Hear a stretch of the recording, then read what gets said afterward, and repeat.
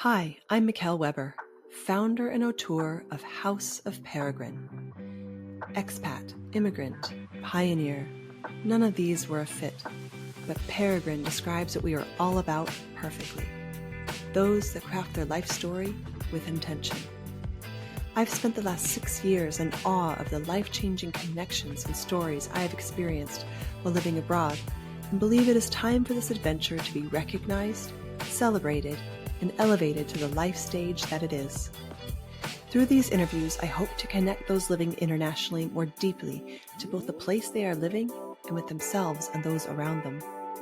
We cover everything from international finances and meaning-making to global parenting and relationships to make your time abroad more intentional, edifying, and full of beauty.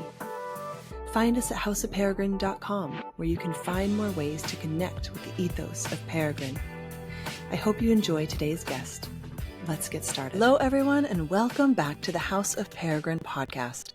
Today, I'm welcoming back a familiar voice to the podcast, Alex Ingrim, the founder of Liberty Atlantic. Not only is Alex an expert in helping Americans navigate the financial complexities of living in Europe, but he's also our very first returning guest. The insights he shared last time were so valuable, we knew we had to bring him back for more. If you've ever worried about how international move might impact your taxes, investments, or long-term financial security, Alex is the person to talk to.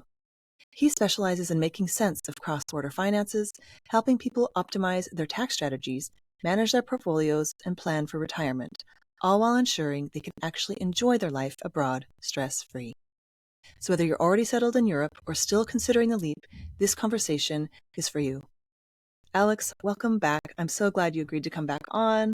I think everyone loved our first conversation, so I really want to dive in with you on the world has changed quite a bit since we spoke last. Yeah, absolutely. Thanks for having me. And yeah, things are different a few years later. It turns out always the case. But I think I would love to talk to you. We can just dive right in.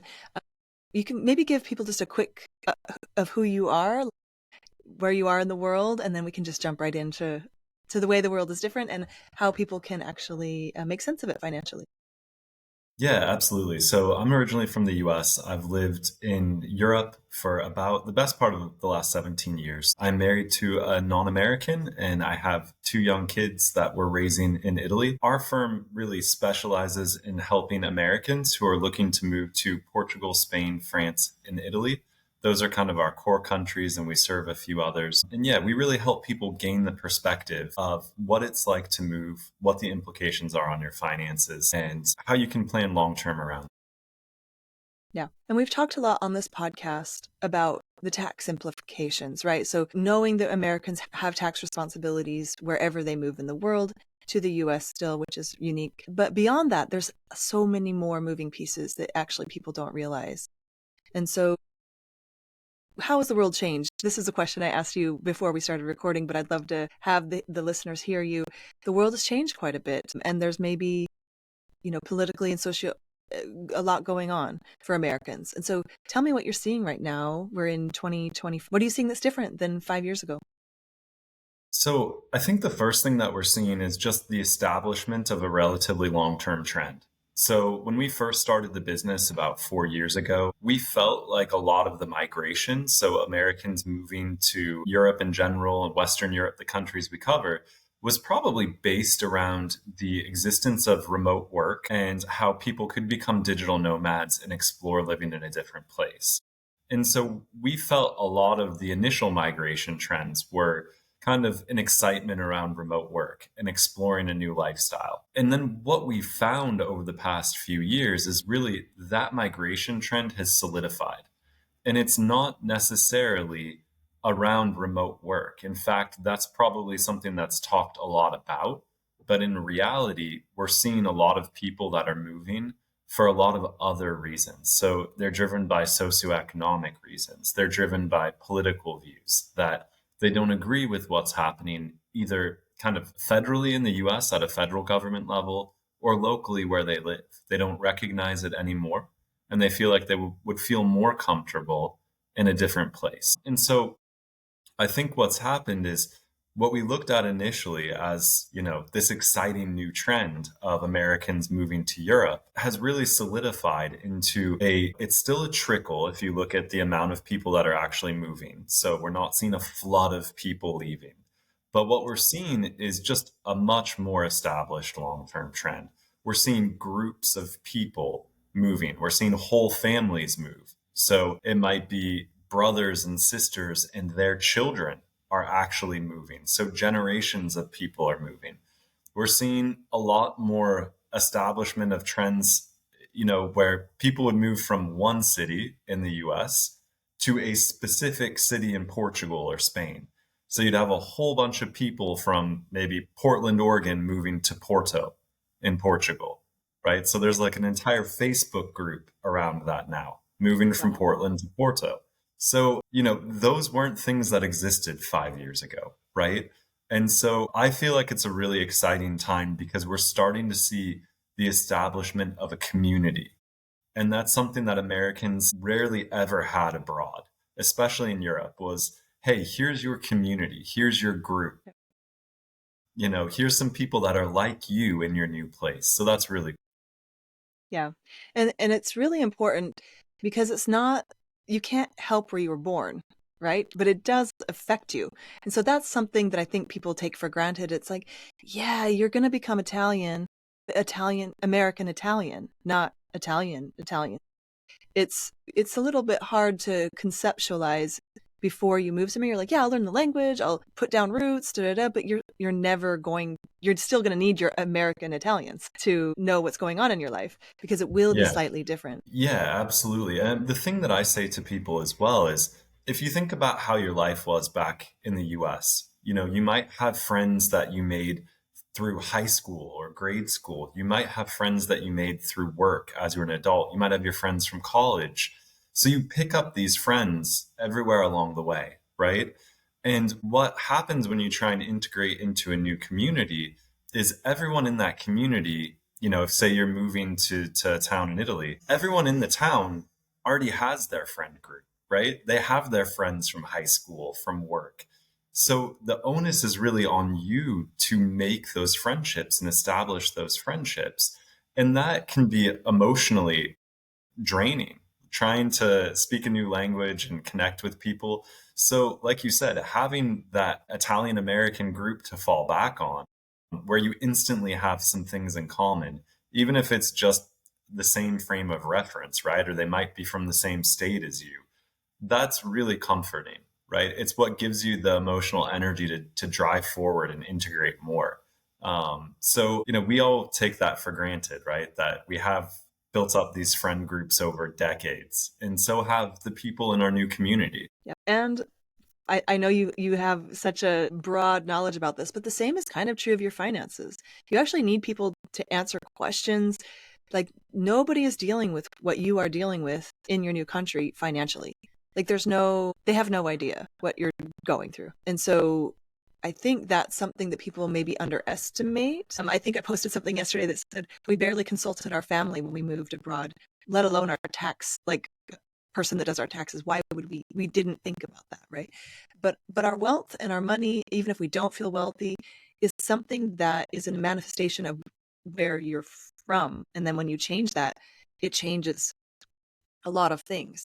So it's part of uprooting is considering how your finances are based. Yeah, and I think money, we underplay how emotionally tied we are to our financial situation, right? If your financial situation is even temporarily less than you expected it to be, it can affect you emotionally. It can affect your relationships with a partner, with children, with coworkers, with friends. So it is really important. And I think one thing that we take for granted as Americans is we hear a lot of different things about what it's like to move abroad. And one of the first things that we hear is that you're still going to have to file or pay US taxes. And one of the big misconceptions about that is that that should then be your primary concern, is how do you deal with your US taxes when you live abroad? And while that's true, what we tell most of our clients and prospective clients is that you usually don't actually have a US tax problem abroad. you usually have a tax problem that's Italian or Portuguese. The country that you're moving to may have a different tax code that your asset base or income streams are not well adapted to at this point, right? Because why would they be? You spend your whole life in one system, optimizing for that one system. And then when you move to another system, you have to play by two sets of rules, right? You still have to keep compliant with the US tax code. And then say you move to Portugal, you have to be compliant with the Portuguese tax code, but then also recognize that the rule book is written completely differently. And that there may be some things that you should do before you move to make sure that you're optimizing for your move to Portugal or Spain or Italy or places like that. So there's a lot that you can do beforehand. It's just having the awareness that you need to start thinking about it, usually about a year before. Yeah. Yeah. And I think that another way of saying it is like tax codes are cultural. They're optimized for different things. Big time. And that it's just big time. And that culture comes through so strong in what, like, and America is unique. The United States is unique in how it's optimized. But it sometimes directly, at least in my experience in the Netherlands, it's directly opposed to the some of the values in the Netherlands.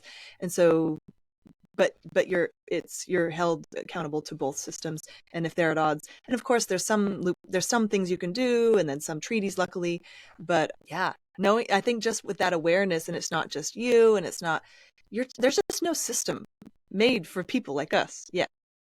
No. And look, it extends even further to that. For the work that we do, and that, I've talked to other firms in our space helping Americans to move abroad. There's no textbook to train people in our space, right? Because it's so country specific. If you work on Italy in the US, it's one interaction. It's the complete opposite almost of doing France in the US. And then UK in the US is a whole different kettle of fish.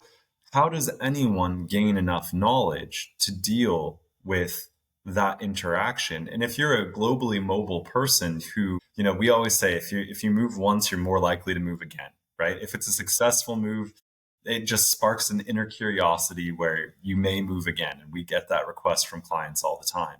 So how do you deal with being a globally mobile person and trying to understand how to optimize your asset base for that? And so it is hard. There's no easy answer. And it's just all about planning and preparation. It's about setting your expectations to match your future reality, right? So don't move to Italy and assume you're going to pay the same tax bill that you would in the US, right? You're going to be dumbfounded by how different it is. Yeah. Do you think people have to, this is a question I always ask myself, so I want to ask you, do you think you have to let go of or like, do you have to compromise on the amount of success you can have financially if you're a globally mobile person? I don't think so. In my relationship between me and my wife, we've always kind of had this rule of thumb that we only gained this perspective probably after 10 years or 12 years of living together and moving around the world. And so what we found from our experience was that one of us could have a really good career at any given time.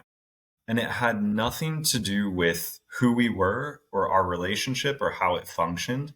It was really just playing the odds, right? So if you move to France and neither of you went to school in France, have a network, have any kind of connections, and you're looking for a job in France or you're starting a business in France, the odds are that one of you would be successful at it and the other might not, just by the situation and by happenstance. So what we found is that we always financially planned for one of us to be successful in our career.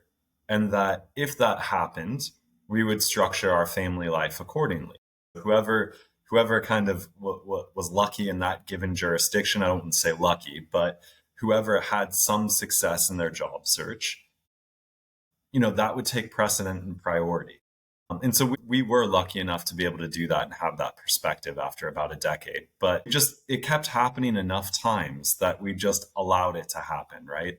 I don't think you can put a cap on success because I think there are things that translate into every culture. If you have a high level of emotional intelligence if you have a high level of cultural sensitivity, if you are willing to work hard and understand the people around you and their needs, I think you can be successful in any culture. I think the tax code in any given jurisdiction might make you feel like you're not as successful or you're making less money, but you have to bring it back to the cultural relevance of that country. So what we say to people all the time is in Spain, you get taxed at really high tax rates at 60, 70,000 euros a year. You feel like you're really getting hit by Hacienda, by the tax authority at that level. But what we tell people is if you look at people earning an income in Spain, you're probably in the top 10%, the top 20%, and once you're at six figures, you're probably pretty close to the top 5%, if not the top 1%. So success is relative, right? And we're just talking about financial success, not even, your own personal definition of wealth or success. Yep. And so speaking about income is one thing, and that's a whole section. But then what about wealth you've acquired or other kinds of things you're creating? So me and my partner, we create businesses, and businesses have to be rooted somewhere. And so right now there's a big conversation in the Netherlands about tech companies because they're taxed differently, and there's a lot of labor laws. So there's a lot of things to this. But what we see is it's all connected throughout the world because we can't compete in the Netherlands as the US. And so it's cultural. That's the answer. But what we're wrestling with is, should you choose a country more carefully? So with quality of life, but also with the idea that your wealth will be moving between these two countries, and not just money, not just your income, not just your paycheck, but also your investments, your whatever value you're creating, even if it's in a Dutch company or an Italian company. Sometimes it's just not a fit. Absolutely. I mean, we have this saying that there's an asset base for every jurisdiction. So there's a good fit for each country based on the tax code and the double taxation agreement. And what we're finding, one of the really interesting immigration trends with Americans is that as a culture, we pride ourselves on being a country founded by immigrants, right? And we have this kind of sense of self that's rooted in immigration. And Americans are not very specific on where they want to move to. So if someone makes an inquiry that's saying, I want to move to Spain, and we say, look, your asset base is just not a good fit for Spain, most often they reply with, hey, well, where is my asset base a good fit for? Yeah. And then we start talking about a few other countries that pique their interest, so we're not like rooted in, I have to move to one country. So we have that conversation a lot, cross-jurisdictional comparisons. What is a really good fit for your income stream, for your asset base, based on a domestic tax code in that country, in the double taxation agreement? And there's other considerations you have to take into account too. So if there's an immigration regime that's a really good fit for you, great. Let's prioritize that and build a plan that we can make that move happen for you. If you need to move to Spain because you can get Spanish citizenship really quickly, if you need to move to Italy because you can get Italian citizenship really quickly, let's do it. We'll figure that out. But in the absence of that, hey, let's have an open conversation about where your asset base is a good fit. Yeah. And it feels like if you really have a place you love, like you have to move to Spain, you'll make it work. Like if your heart is saying Spain, but then you might take it might actually be a little bit more expensive for you, but that's a values call, right? Exactly.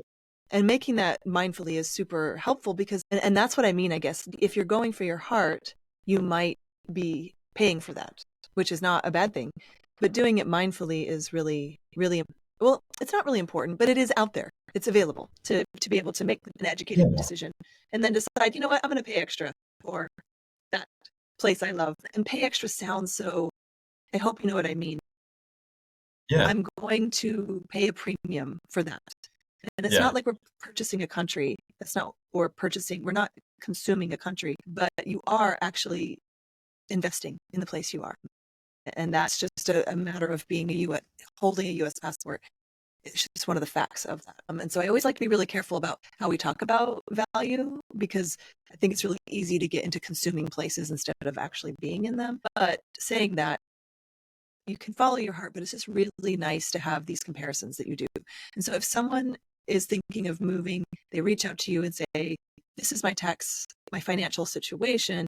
You can help them do that comparison of like, hey, have you considered this place in the countries you specialize in? That is worth so much if you're considering a move, I have to say. It makes you sure in your choice. Yeah, what we say is we want to give people the data to make decisions, right? Yep. So if you're going to pay that premium, you actually know what that premium looks like, right? So that you're going into it with an educated mindset, so that you're not just saying, oh, I think I'm paying more to live in Spain. You actually know how much more you're paying to live in Spain than, say, France. Yep. And so that you've actually made an informed decision between those two countries if you didn't have a strong preference one way or the other. So that's all that we're trying to achieve, is to give people a little bit more knowledge, because you can't Google these things out, right? It's just not possible. Yeah, you actually can't. And that's part of what I kind of love about it, is it takes another human. You enter the world of humans once you move abroad. And it's humans all the way down. There's no Google. Google doesn't care about this, what we're doing yet. No. And it changes. It changes so often, I think, more than people might realize. I mean, there are tax jurisdictions, and especially, when you think of what happens in the US to get a tax law changed, it is difficult. It's not that straightforward. You have to get usually the executive and Congress to agree on what's happening and drive legislation forward. And that's actually not how it functions in a lot of countries. Yep. Relatively short process to create a budget for the next year. And all of a sudden, 2 or 3 months later, the taxes have changed. Or just one legislative bill can change tax law dramatically. So we say this all the time. When you're looking at a country, how reliable is that country, the tax law and the legislation in that country, and how often does it change? In some countries, it changes much more often than others. Yeah, our entire visa changed. Like, we were here with a letter from the government saying you have 8 years on the 30% rule. And then they're like, just kidding, 5 years. And we were 4 years, 10 months in. And so it is really a vulnerable place to be in financially, to be a globally mobile person. Probably less so in some countries. I'm not sure if the Netherlands would have been on the list of less stable when we moved here 9 years ago. Yeah. No. I mean, Portugal wouldn't have been 10 years ago, 15 years ago, right? And now it is. Now it absolutely is. Italy would have been a very unstable place 10 years ago, 15 years ago. And now it's starting to look, in relative terms, very stable compared to other tax jurisdictions. And just politically, for the first time in a while, Italy's got a little bit of continuity in the government, which is not a normal thing here. You're like, where is this? What Yeah, exactly. So when you're looking at countries, it really is cultural. You really have to kind of dive in to what's going on culturally. And that's kind of where you help people, because they can't do that. You can't Google what a culture feels like financially. No, I mean, we do a little bit, like for some groups, we do cross-cultural training about, just how you think of money in a different country, right? And one of the big points that we always try to make is, let's say that you're going to a barbecue in your new country. You can go through an entire barbecue of 3 or 4 hours in Western Europe, and no one will even ask you what you do for work. No one cares. They're going to ask you about your family, about where you've gone on holiday. We're going to talk a lot about food, like what you're eating and why you're eating it, and recipes. But you're not going to talk about work, and you're never going to talk about money. Yeah, so never. You're not sharing stock tips over a coffee with a friend in Europe. It's never, ever going to happen. So you're not working to live, or you're not living to work, right? It's not your whole identity here. it has nothing to do with your identity, right? Your family usually comes first in a lot of these cultures. So, and also a really good example of the culture being embedded into the tax code is when you look at things like inheritance tax in Italy. Italy has really low inheritance taxes. And I always say to people, they're like, oh, I thought Italy was high tax on everything. And I said, if you understand Italian culture and how much gets passed down from generation to generation, there would be a riot if they raised inheritance taxes to the level they are in some countries like France and the UK. So Italy has, traditionally you pass down your house to your children. And even, the other parents at school, they talk about that. They're like, oh, I'm buying a house and I want to make sure it's a place that my son can live. And I'm like, your son's 7 years old. Like, Yeah. how do you Yep. know where he's going to want to live in 20 years? But that is the mentality, right? Yep. Yeah. And that makes sense. In the Netherlands, I think they Google you before. So they know who you are, but they don't talk about it. Okay, there you go. No, but I think, yeah, as people doing startups for us, our whole identity was our work. And so that was a big shock when we moved here. And not because you want to talk about money, it's just that's what you do all day from when Yeah, you wake up to when you go to bed. And so it's actually really interesting to do startups in Europe because that mentality, people are like, yeah, this is just my job. And it's like, okay, but there's a happy medium, right? Like, I don't think one is better than the other, but it has been such a rich inner journey to be in both systems. absolutely. Yeah, I agree completely. Like trying to adapt to a European lifestyle while running a company is incredibly enriching because you're constantly torn between different perspectives. And it forces a really rich self examination of why am I doing this right now? Yep.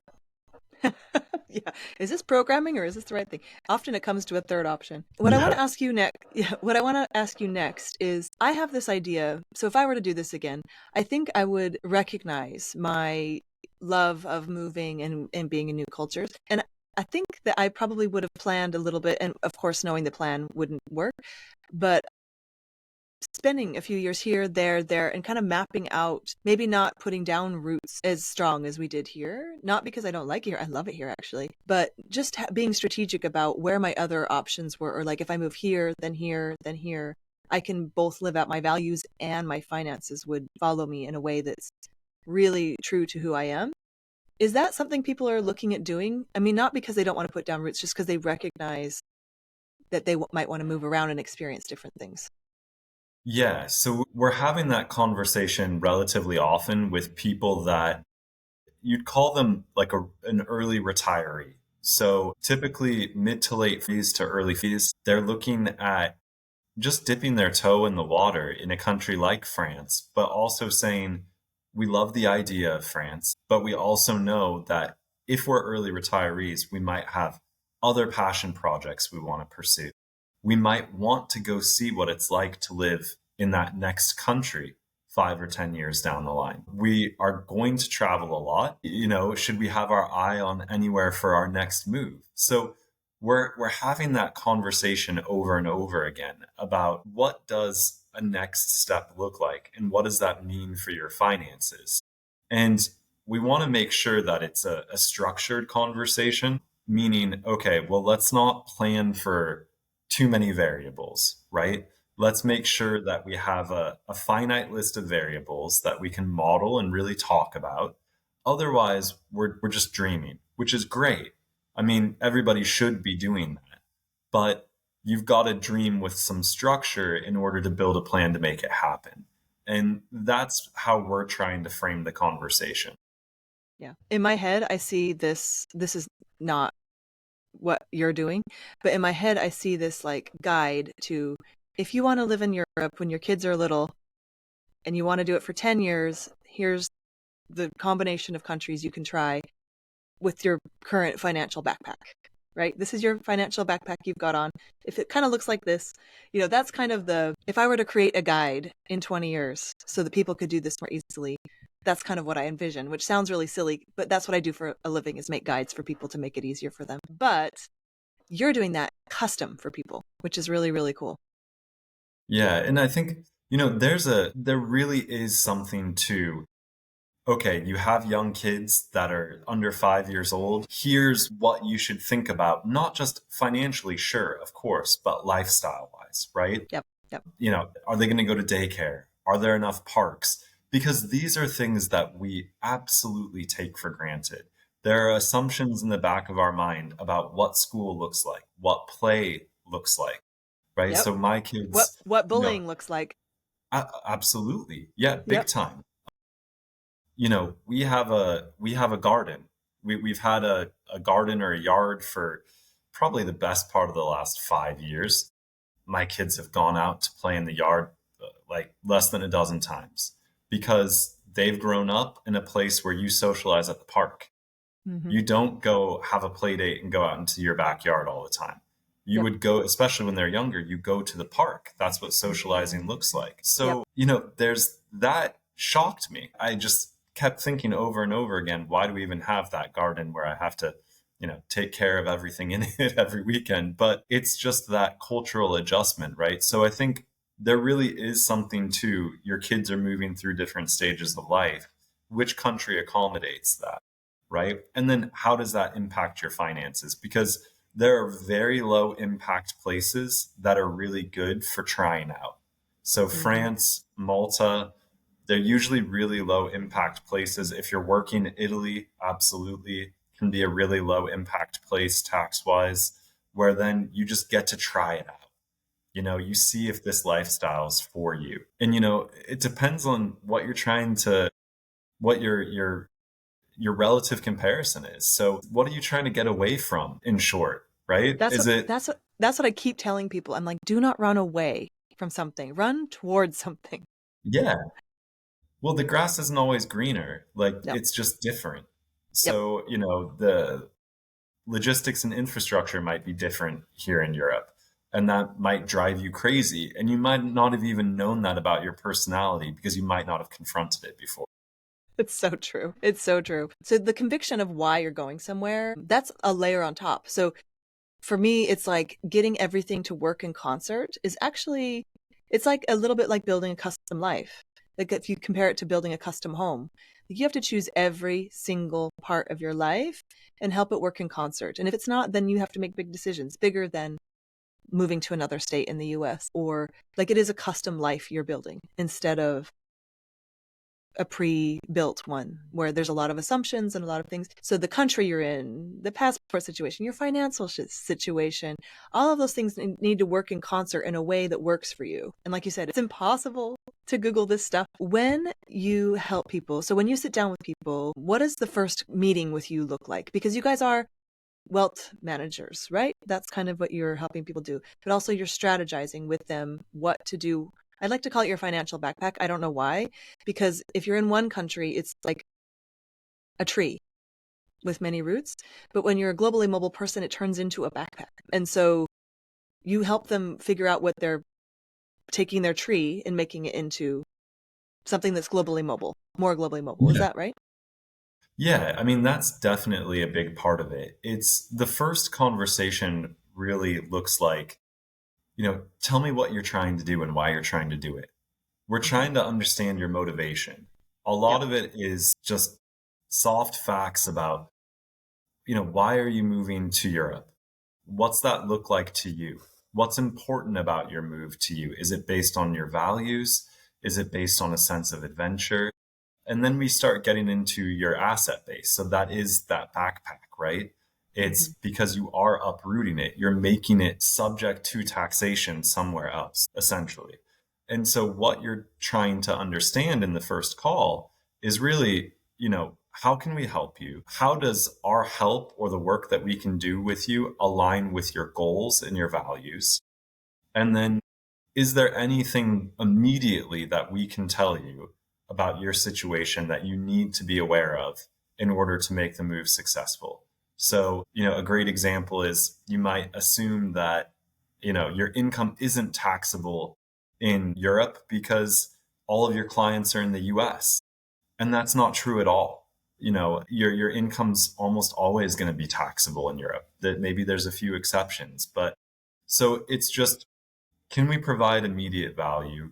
do we understand why you're moving? And how could we help you? How can we work together to get you to where you want to be? And some of it is a transformation exercise. So as we go through actually working with a client and taking them on board and saying, hey, you're moving to Portugal in 9 months, we look at what can we do before the move, right? So what are some really actionable planning strategies to alleviate your future tax burden after you move to Europe? Because typically, most European countries, you're going to suffer a higher tax burden than you would in the US. There's some exceptions there. And, if you're moving from California or New York, maybe it's more like for like than you'd imagine. But if you're moving from, a no income tax state, then yeah, you might be shocked by what your tax bill looks like. Yep. So you're also kind of like a life coach. I mean, I think what we're trying to do is ground our client's perspective, right? So it's very much like, hey, we want to help you get to those goals, but are those goals realistic? And that's where we're kind of like a reality check, right? It's, hey, you can't really live in Italy with the asset base you have, with the lifestyle that you want to live. And we're a life coach in the sense of like, a lot of people will tell us, I really want to move to this town that I went to holiday on, went to on vacation. We think it's great. And, a lot of either me or one of our other members of staff will be like, hey, I've lived in a small village in the middle of nowhere in Italy or France, or it looks really great at first blush, but after 6 months there, are you really sure that's where you want to be? Maybe you should move to a bigger city and then transition to the village. So I think we help people kind of re-engineer their plan to make it successful at the start, right? We want to see people have a great first 6 months or year and give themselves the highest chance of success that they can have, which isn't usually super specific. Like, I have to go to this town and I have to live in this house, because that's where your expectations start to have this huge mismatch with reality. Yep. Yeah. And I think that we know that first year, you're working hard.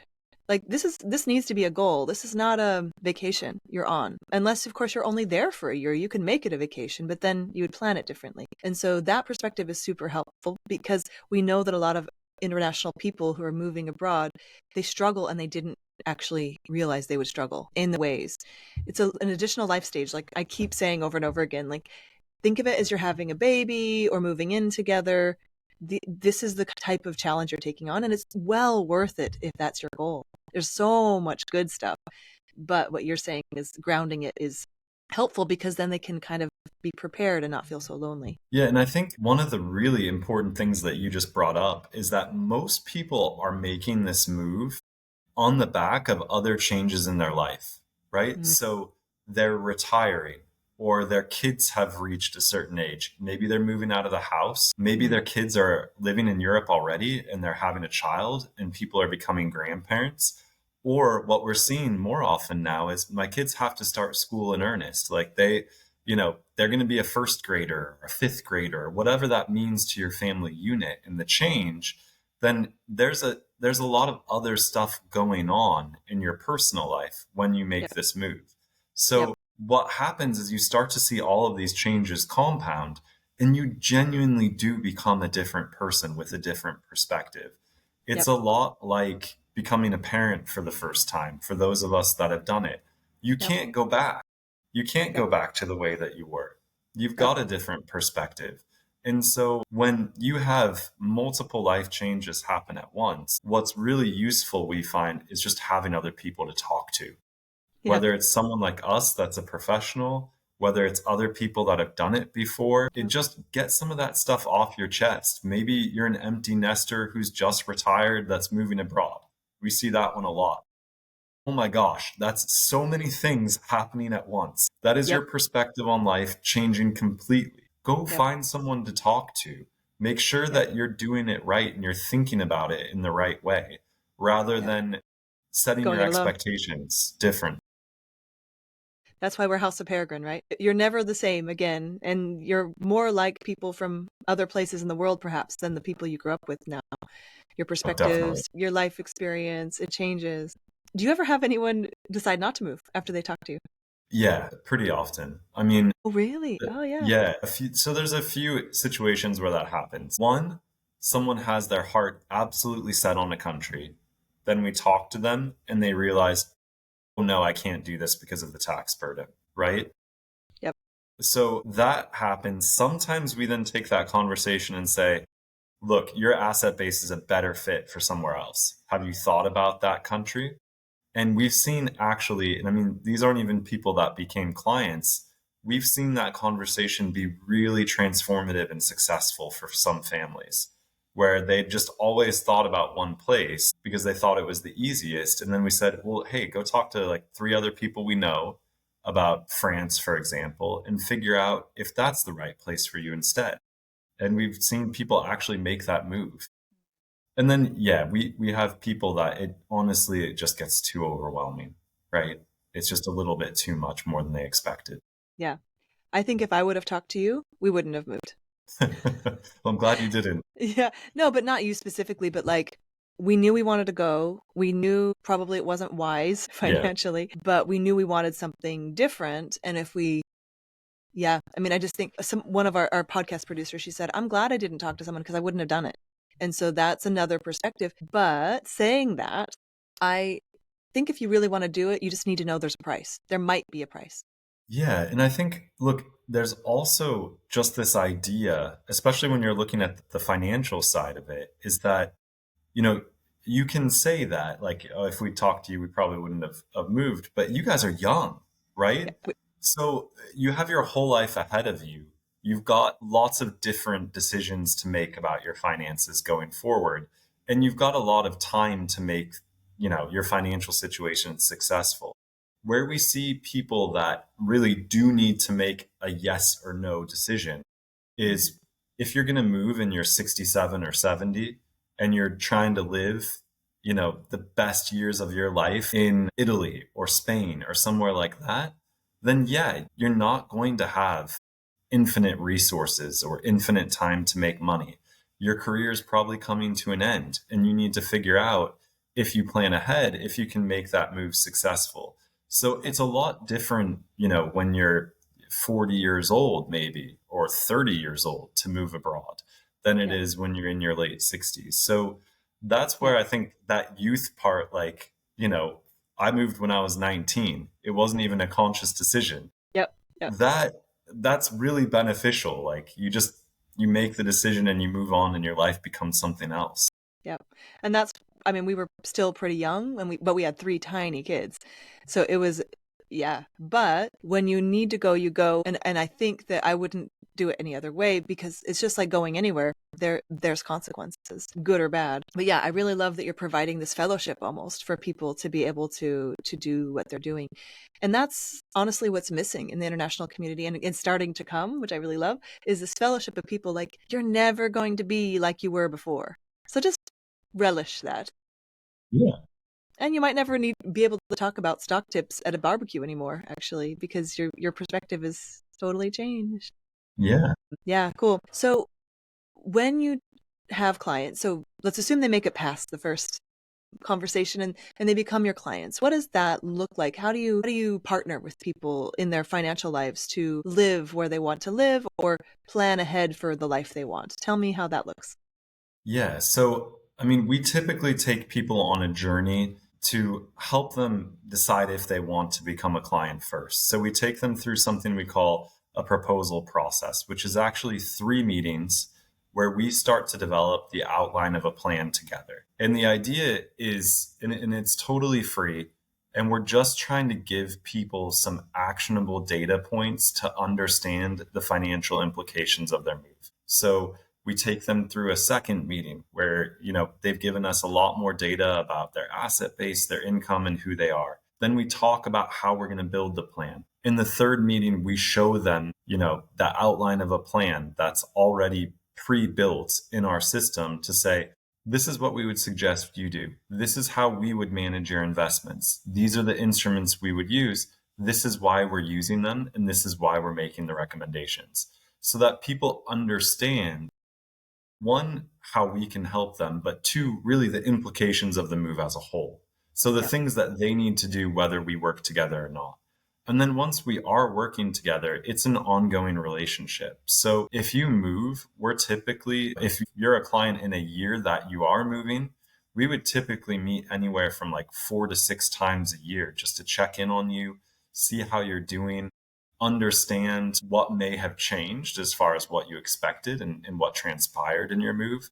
And, we're honestly just making sure people are okay. And then from there, it's an ongoing tax compliance piece in terms of like, okay, are you following the plan that we set forth? Have the rules changed in any of the countries that we're working in? How's the investment performance? So what you typically expect from someone who's managing your wealth, but it's always with an eye on multiple jurisdictions. And it's always with the understanding that this might be a new, fresh experience to you, and that there are other things going on in your life that we might need to talk about, that we might need to talk about how much you hate the apartment that you rented, right? That's a big one that comes up. Like, oh, we didn't expect, these three things to happen and we hate our neighbors. Great, let's talk about it. Because I've been there. I can tell you that there's another side to it. You're going to get over it and move on and enjoy other parts of life. Yeah, but it seems big at the moment, and it does affect your Absolutely. finances. It really does. Yeah, It might make you go home, which has its own set of tax implications. definitely. When we were speaking earlier, we spoke about the changes that are happening in the perception of people who live abroad. You were saying, I wish we could have recorded it, but from 10, 15 years ago, the perception of people who were moving from the US to Europe was that they had to be wealthy, a certain wealth. Yeah. Tell me how that's changed and the reality. Yeah. So I think, when we look back at the past immigration trends of Americans moving to Europe, a lot of us had it in our mind that Europe is a really expensive place. I need to be able to afford to live there. We're thinking of people skiing at Swiss ski resorts in the Alps. That's the image that comes to mind, or at a French chateau. And the reality is that what we're seeing now is a broad swath of US society. People from all sorts of socioeconomic backgrounds are moving. So we're seeing families move. We're seeing people that, are willing to take a bet on moving their young family over to a country like Spain or Portugal and becoming a one income family instead of a two income family like they would be back in the US. And a lot of that is just because there's more information available on what it's like to live in some of these countries. There's a broader understanding that if you move to Spain, Portugal, Italy, France, you're going to have a lower cost of living. You might not need to both work, particularly if you're digital nomads, if you have a remote job and you make an American salary. People are realizing, I can do that. I can live in Spain. One of us can work, and the other one gets to watch our kids grow up, or we just have a calmer, more peaceful family life that isn't centered around work, that isn't centered around how we're going to be able to save for retirement or college. So I think that's a really important demographic change, is that we're seeing more families, we're seeing more retirees, early retirees, that people retiring at 55 or 60 and saying, I can do this now. I can't do this back home. I know I can't do this in the Bay Area or in Dallas or in Florida, but I can do this in Spain or Portugal. And so I think I was saying, it's like you've opened Pandora's box, right? Everyone is coming to this realization that the quality of life is good in Europe. The cost of living is relatively low. You don't have to worry, if you're an early retiree, about how you're going to pay for healthcare. It's coming out of your taxes. You're contributing to the system. So that's a huge mentality shift from what it was like a decade or two before. Yep. And I think something that people maybe underestimate as well, if you have kids, is college, university in Europe. That's an option if your kids have grown up here, is they have two places to consider. University, which if you're someone who worries about funding your kids' university, it can seem like a relief if you want them to have that option, to maybe have that as part of your wealth planning, that they might have options that they don't have in the US if they were raised there. And so I think that that's, well, when I was living in the US and thinking I would only live in the US, those were my major stresses: getting sick, making sure my kids can go to college, making sure we have a house. Those occupied most of my worries.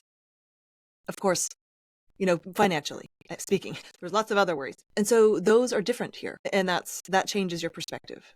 Do I have that right?